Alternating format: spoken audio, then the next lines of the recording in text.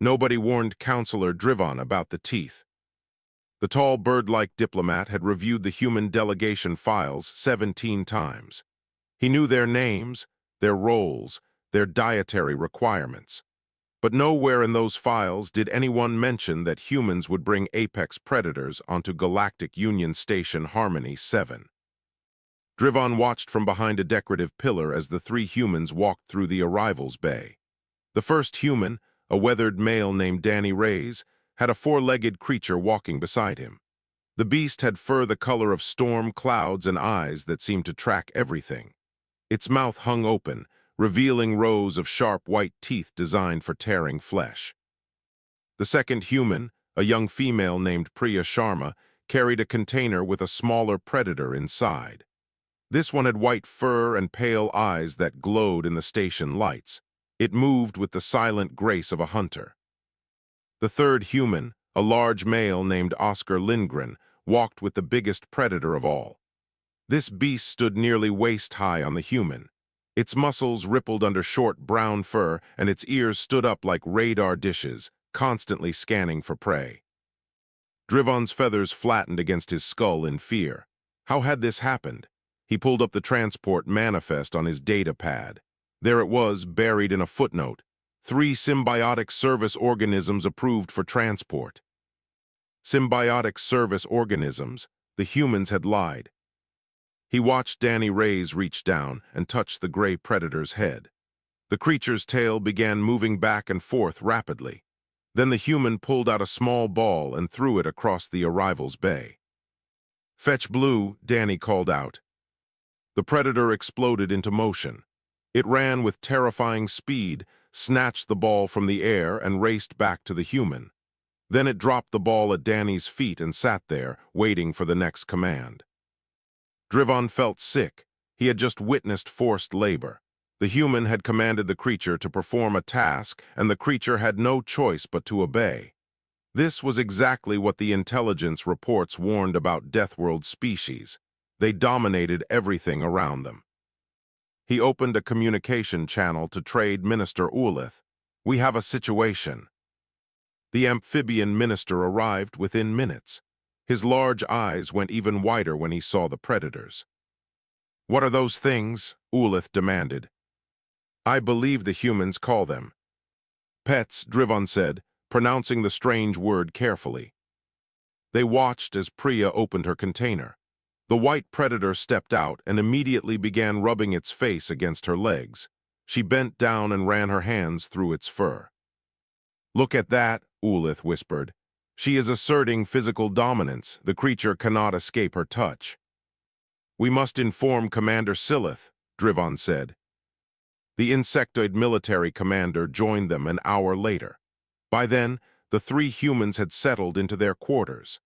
Silith's compound eyes reflected dozens of images of the security footage playing on her screen. "The large one," Silith said, pointing at Oscar's predator. "It responds to verbal commands in the human language. That level of conditioning takes years of psychological breaking." "What should we do?" Ulith asked. Drivon straightened his ceremonial robes. "We call a tribunal. The Galactic Union has strict laws against species subjugation. These humans have brought slave creatures onto our station." The summons reached the humans during their evening meal. Danny was sharing a piece of meat with Blue when his communication device buzzed. He read the message twice, then showed it to the others. "They want us to appear before the Galactic Council," he said. "Something about charges of species subjugation." "What does that mean?" Priya asked. Ghost was curled in her lap, purring softly. Oscar set down his fork. "They think our pets are slaves." The 3 humans looked at each other. Then Danny looked down at Blue, who was staring up at him with pure adoration in his eyes. "Well," Danny said slowly, "I guess we have some explaining to do." The next morning, they walked into the council chamber. 47 different species had sent representatives. The room fell silent when the humans entered with their animals. Drivon stood at the main podium. His voice echoed through the vast space. "Humans of Earth," he announced, "you stand accused of bringing enslaved species onto this station. We have documented evidence of forced labor, physical dominance rituals, and psychological conditioning. How do you plead? Danny Reyes stepped forward, Blue pressed against his leg, sensing his human's tension. I think there has been a misunderstanding, Danny said. There is no misunderstanding, Drivon replied coldly. We have seen what you do to these creatures. You command them, you control. You own them. Priya raised her hand. If I may, I would like to request a chance to explain what pets really are. Explain, Commander Silith clicked her mandibles. Explain how Deathworlders dominate weaker species. We already know this story. We have seen it before. No, Priya said firmly. You have not seen this before. You have never seen anything like what humans and their pets share. Give us 72 hours, watch us, then judge. The council members whispered among themselves. Finally, Drivon nodded. 72 hours, he agreed, but we will be watching every moment. At that exact second, Ghost decided she was tired of being in her carrier. She pushed open the latch and leaped out, landing on the council table. 47 species screamed in terror as the small white predator walked calmly across their sacred meeting surface. Silith pointed at the fleeing cat. You see, the creature tries to escape. It proves they are prisoners. Danny sighed. This was going to be a long 3 days. The white cat sat in the exact center of the council table and began cleaning her paw. 47 species watched in frozen horror as Ghost licked between her toes with complete disregard for galactic diplomacy. Priya rushed forward, her face burning red with embarrassment. Ghost, no, she said firmly. Come here. The cat looked at her human. Then she looked away and continued cleaning herself. You see, Commander Silith's mandibles clicked rapidly. The creature defies her master. This is what happens when slaves sense freedom. Priya sighed and reached into her pocket. She pulled out a small treat and held it up. Ghost's ears rotated toward the sound of the wrapper crinkling. Within seconds, the cat was in Priya's arms, purring and chewing her reward. She is not my slave, Priya said, holding Ghost against her chest. She is my companion, and she only listens when she wants to. Ridiculous, Drivon said. No creature would willingly submit to ownership. The tribunal continued for 3 more hours. The aliens presented their evidence with the seriousness of a murder trial. First, they showed footage of Danny throwing the ball for Blue. Forced retrieval labor, Minister Ulith announced. The creature must fetch objects repeatedly until the human is satisfied. That is called playing, Danny said. Blue loves fetch, watch his tail. The aliens studied the footage again, the gray. Dog's tail wagged so hard his entire back end wiggled. His tongue hung out in what Danny called a smile. The tail movement could indicate stress, Ulith suggested. It indicates happiness, Danny replied. Next, they showed footage of Priya brushing Ghost's fur. Physical grooming rituals to assert dominance, Drivon stated. The human touches the creature without permission. Priya laughed out loud. Several aliens gasped at her disrespect. Without permission, she said. Ghost demands to be brushed. If I stop before she is ready, she bites me. Bites you? Silith leaned forward. The slave creature attacks its master. She does not break skin. It is more of a reminder that she is in charge, not me. The aliens exchanged confused looks. This did not match their understanding of slavery at all. Finally, they showed footage of Oscar training with Fenrir. The large dog ran through an obstacle course, responding to hand signals and verbal commands with perfect precision. This is the most disturbing evidence, Silith said. The level of psychological conditioning required to achieve this control is extreme. How long did you have to break this creature's will? Oscar stood up slowly. He was the largest of the 3 humans, and the aliens leaned back slightly. Fenrir's will is not broken, Oscar said. His breed was developed for this work. They need mental challenges. Without training, dogs like him become depressed. Developed, Ulith's throat sac inflated with interest. Explain this word. Oscar looked at his fellow humans. Danny nodded. Dogs were not always like this, Oscar began. Thousands of years ago, they were wolves, wild predators that hunted in packs, but some wolves chose to come closer to human camps. They ate our scraps. We gave them warmth. Over many generations, they changed. They became dogs. You are saying the predators domesticated themselves? Drivon asked. Both species domesticated each other, Priya added. Humans changed too. We became better at reading dog emotions. We developed special voices just for talking to them. Our brains release bonding chemicals when we look into their eyes. The council chamber was silent. Then Minister Ulith spoke. I have calculated the food requirements for these creatures, he said. The caloric debt they owe their human masters is significant. How do they repay this debt? Danny scratched behind Blue's ears. The dog leaned into his. Touch, eyes half closed with pleasure. They do not owe us anything, Danny said. We feed them because we love them. They love us back, that is all. Love, Drivon repeated the word like it was from an alien language. You use this word for creatures that cannot even speak your language. Blue understands over 200 words, Danny said. But more importantly, he understands my feelings. When I am sad, he stays close. When I am happy, he celebrates with me. He knows me better than most humans do. The tribunal called for a recess. The aliens huddled in small groups, discussing what they had heard. Tivik, a young Melori assistant to Drivon, was assigned to observe Danny for the 72-hour period. You will come with me, Tivik said nervously. I will document everything. Danny shrugged. Fine by me, come on, Blue. As they walked toward the human quarters, Blue suddenly stopped. He sniffed the air, then looked up at Tivik. Before anyone could react, the dog walked over to the young alien and sat at his feet. Tivik froze in terror. What is it doing? He whispered. Danny watched with interest. He likes you, he wants you to pet him. Pet him.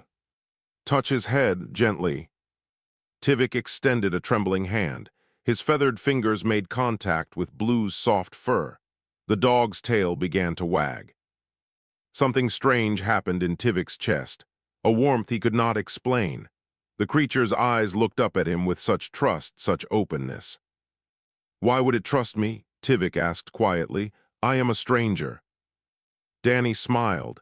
Dogs see the best in everyone. They give love freely without conditions. Tivik looked down at the gentle predator leaning against his legs. For the first time since the humans arrived, he wondered if maybe, just maybe, the council had made a mistake. Tivik had never seen a creature sleep so peacefully. The observation period had begun 12 hours ago. Tivik sat in a corner of Danny's quarters, recording everything on his data pad. He expected to document cruelty, dominance, suffering. Instead, he watched Blue curl up on the bed next to Danny and fall asleep within minutes. The dog was not restrained. The door was not locked, yet the predator chose to stay. Does he always sleep there? Tivik asked quietly. Danny shifted, careful not to wake Blue. He sleeps wherever he wants, sometimes on the bed, sometimes on the floor. Once he slept inside my closet for a week because he found a sock. That smelled like me. He seeks out your scent.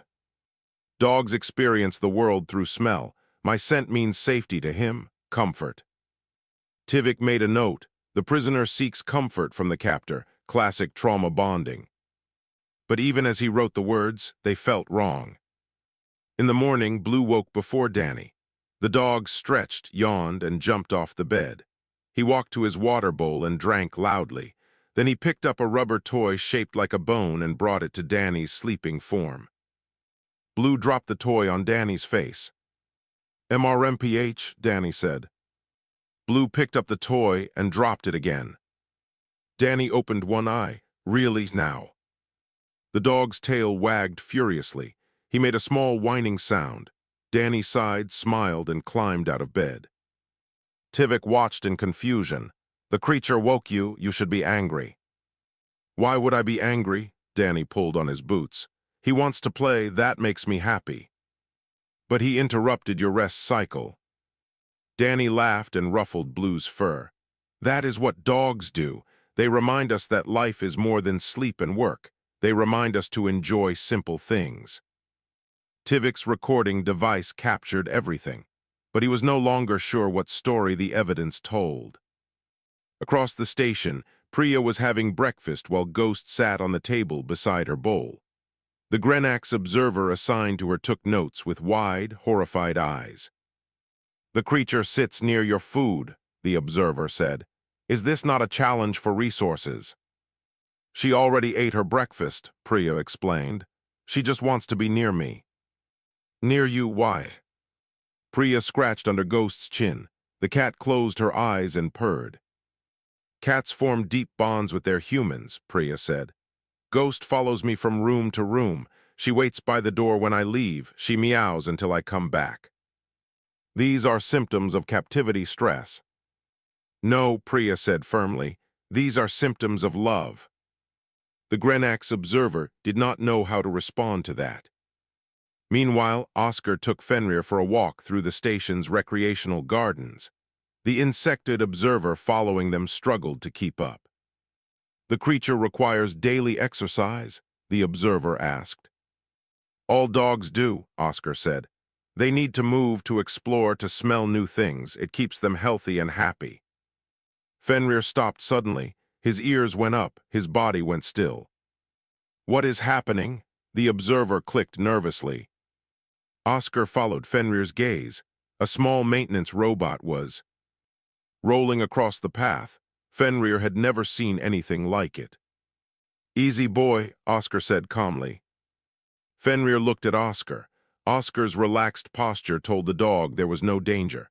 Within seconds, Fenrir's body relaxed too. He sniffed the robot as it passed, then continued walking. "The creature looked to you for guidance," the observer noted. "Dogs are social animals. They look to their pack leaders to know if a situation is safe or dangerous." "Pack leaders, you mean masters?" Oscar shook his head. "Leadership is not the same as ownership. Fenrir trusts me to make good decisions. I trust him to alert me to dangers I cannot sense. We are partners." By the end of the first day, Tivik had recorded over 10 hours of footage. He reviewed it alone in his quarters that night. He saw Danny talking to Blue in a soft, gentle voice. He saw the dog respond with tail wags and happy sounds. He saw them play, rest, and share food. Then he saw something that changed everything. Danny was adjusting a piece of equipment when he accidentally stepped backward onto Blue's paw. The dog yelped in pain. Danny's reaction was instant. His face went pale. He dropped to his knees, his hands running over Blue's leg with desperate gentleness. "I am so sorry," Danny said, his voice cracking. "Are you okay? Let me see. Oh, Blue, I am so sorry." The dog, despite his momentary pain, wagged his tail and licked Danny's face. He was comforting the human who had hurt him. Danny carried Blue to the medical bay. The human's hands shook the entire way. His eyes were wet. He spoke to Blue constantly, apologizing, promising everything would be okay. Tivik watched this footage 3 times. This was not how a master treated a slave. This was how a parent treated a child. This was how a friend treated a friend. Tivik opened a private message channel to Counselor Drivon. "Sir," he typed, "I believe we may have misunderstood the situation. The humans do not treat these creatures as property. They treat them as family." He hesitated before sending it. His career depended on supporting Drivon's position. But the truth mattered more. He pressed send. 50 aliens sat in the station's lecture hall, and not one of them was breathing normally. Priya stood at the front, a holographic display showing images of Earth behind her. Ghost slept peacefully in a patch of artificial sunlight nearby. The aliens watched the cat nervously, still not fully trusting its retracted claws. "Let me tell you a story," Priya began. "About 40,000 years ago, humans were struggling to survive on our Deathworld. We were not the fastest creatures. We were not the strongest. We did not have fangs or armor or venom." She clicked to an image of ancient humans huddled around a fire. "But we had fire, and the fire attracted visitors." The next image showed wolves at the edge of the firelight, their eyes reflecting the flames. Wolves were predators, Priya continued. They could have attacked us, we could have killed them, but something different happened. Some wolves were less afraid than others. They came closer. They ate the scraps we threw away. And slowly, over generations, they became something new. Dogs, Minister Ulith said quietly. Dogs, Priya confirmed. But here is the important part. The wolves chose us. They saw something in humans that made them want to stay, and we chose them back. A Grenax scientist raised her hand. How did you change them physically? Selective breeding. Eventually, yes, but at first it was simply living together. Dogs that worked better with humans survived. Humans that understood dogs survived. We evolved together. She showed images of dogs throughout human history. Dogs pulling sleds across ice. Dogs guarding sheep. Dogs finding people buried under collapsed buildings. Dogs helped us become who we are, Priya said. Without them, human civilization might not exist. They guarded our villages. They helped us hunt. They kept us warm on cold nights. Danny stepped forward to continue the story. And we did not just take from them, he said. Dogs changed how humans think. They taught us to care for creatures beyond our own species. They made us better. Blue sat at Danny's feet, watching the crowd with friendly curiosity. Other animals followed, Danny continued. Cats came into our homes about 10,000 years ago. They hunted the mice that ate our grain stores. We gave them shelter and food. Again, both sides chose the arrangement. Cats domesticated themselves, Priya added with a smile. They decided humans were useful and moved in. We never had much say in the matter. Several aliens looked at Ghost with new understanding. A creature that chose its own destiny, even when living among predators. Oscar stepped forward last. Fenrir stood at perfect attention beside him. I want to talk about trust, Oscar said. On Earth, dogs do things that would shock you. They run into burning buildings to save strangers. They find people buried under snow. They guide blind humans through busy streets. He showed footage of search and rescue dogs working in disaster zones. These dogs risk their lives. No one forces them. They do it because they want to help, because helping is built into who they are now.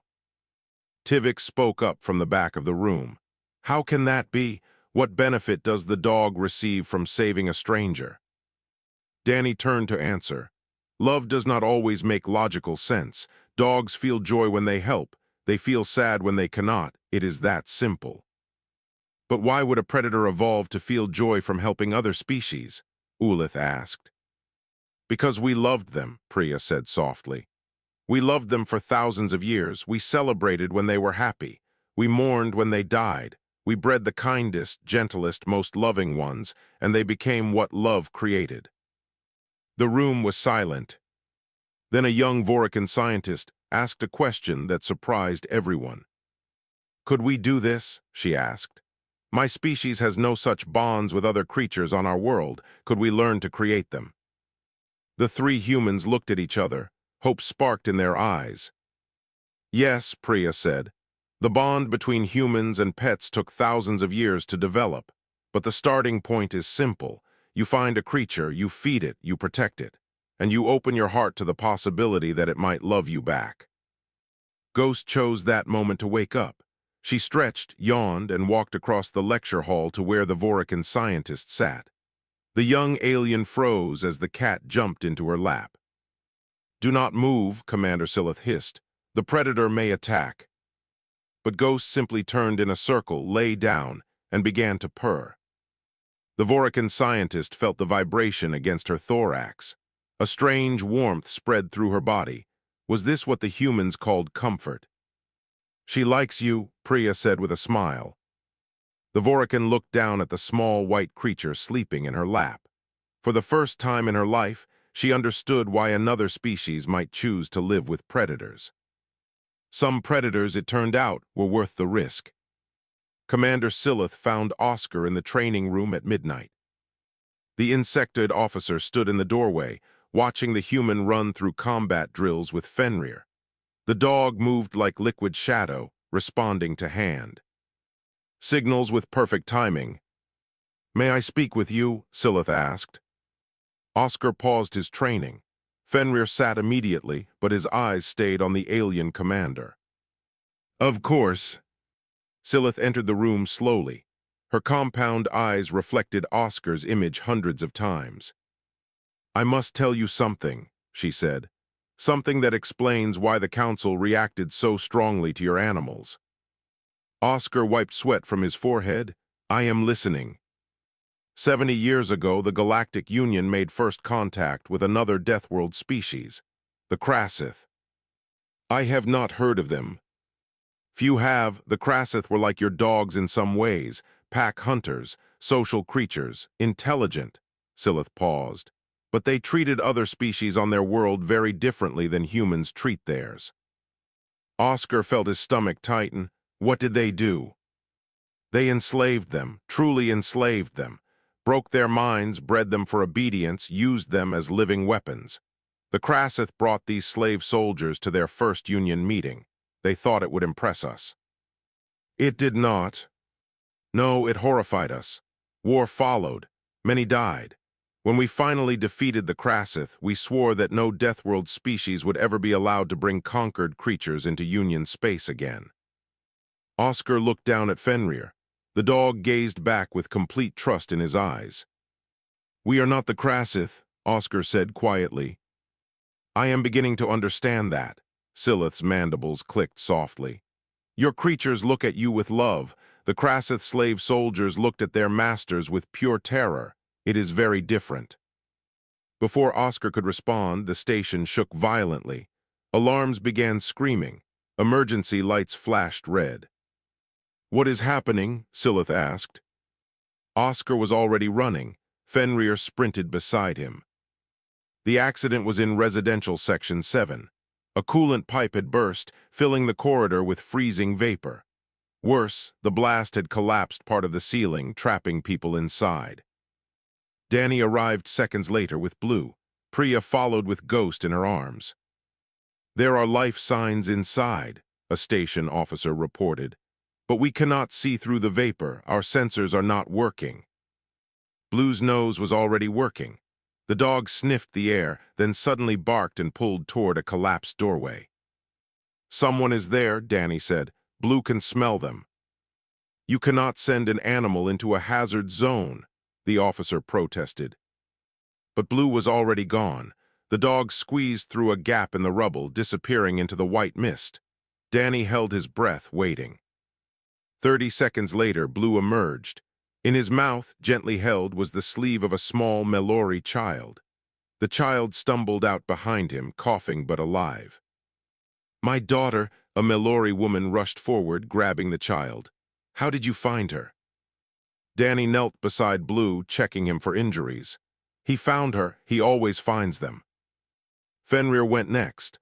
Oscar gave a command, and the big dog vanished into the wreckage.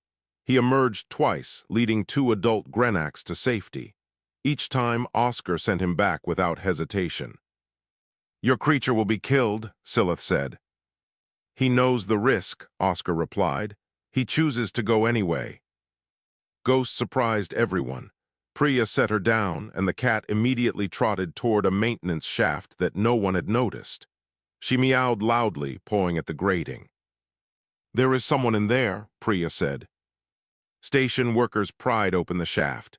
Inside, curled in a ball, was an injured Grenax who had crawled there to escape the cold vapor. Ghost had smelled his blood. Counselor Drivon arrived as the evacuation finished. He watched the 3 Earth predators being checked by medical staff, while their humans hovered anxiously nearby. "They saved 5 lives," someone told him. Drivon watched Danny wrap Blue in a thermal blanket, speaking softly to the tired dog. He watched Oscar check every inch of Fenrir's body for wounds. He watched Priya hold Ghost close, tears of relief on her face. The animals had entered a dangerous situation without command. They had saved strangers, aliens they had never met and had no reason to care about. They had risked their lives because that was simply what they did. Drivon thought about the Krassith slave soldiers. They had fought because they feared punishment. These creatures helped because they wanted to, because helping brought them joy. The difference was everything. A Melori child ran past Drivan. She stopped in front of Blue and hugged the startled dog around his neck. "Thank you," she whispered. "Thank you for finding me." Blue's tail wagged slowly. He licked her face. The child giggled. Drivan made his decision. "Call an emergency session," he told his assistant. "I am withdrawing all charges." The council chamber felt different this time. Danny, Priya, and Oscar stood in the same spot as before. Their animals sat beside them, but the 47 species watching them were no longer afraid. They were curious, hopeful even. Tivik was the first to testify.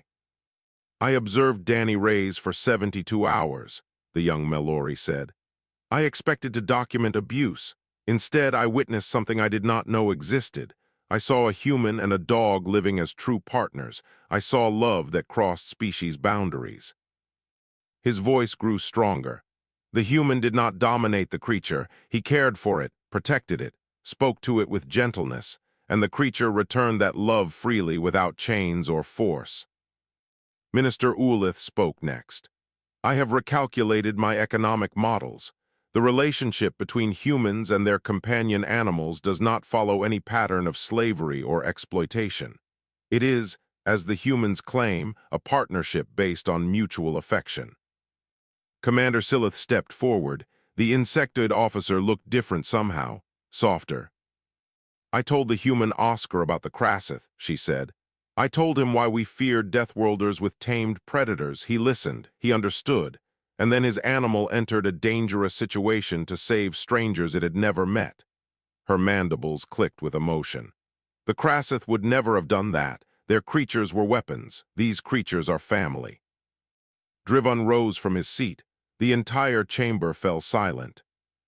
"I made an accusation," he said slowly. "I called these humans slavers. I called their animals prisoners. I was wrong."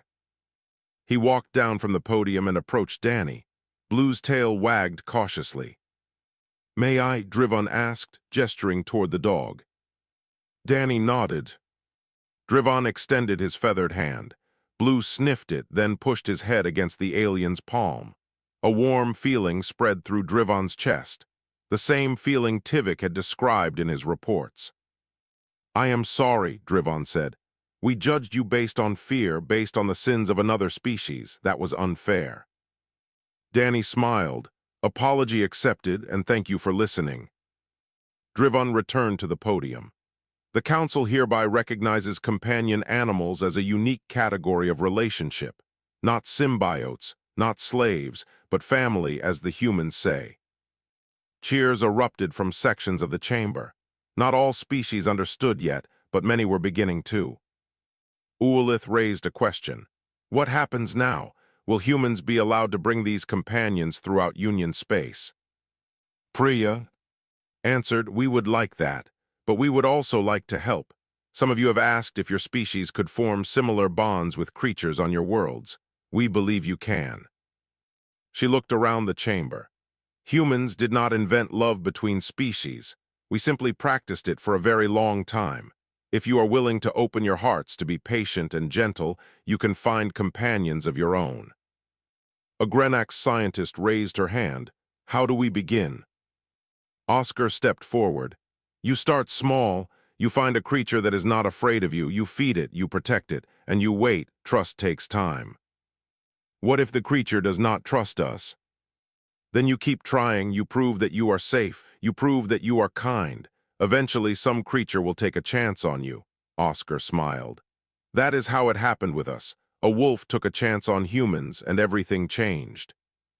The council voted unanimously to create a new cultural exchange program. Humans would be invited to share their knowledge of animal companionship with interested species. Earth would export not just goods, but a way of life. 6 months later, Danny received a message on his communication device. It was from Tivik. "Hello, Danny. I hope you and Blue are well. I wanted to share some news. After much consideration, I have acquired my first companion animal." There was an image attached. Danny opened it and laughed with pure joy. Tivik sat in his quarters on Harmony 7. In his feathered lap was a small, fuzzy creature with round ears and bright eyes, an earth hamster, according to the species registry. His name is Pip, the message continued. He is very small and very soft. He runs on his wheel at night, which I find comforting rather than annoying.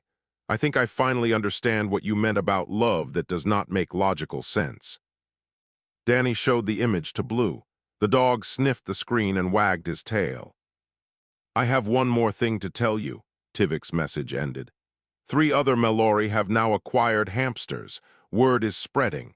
Even Commander Silith is considering a companion animal, though she claims it is purely for research purposes.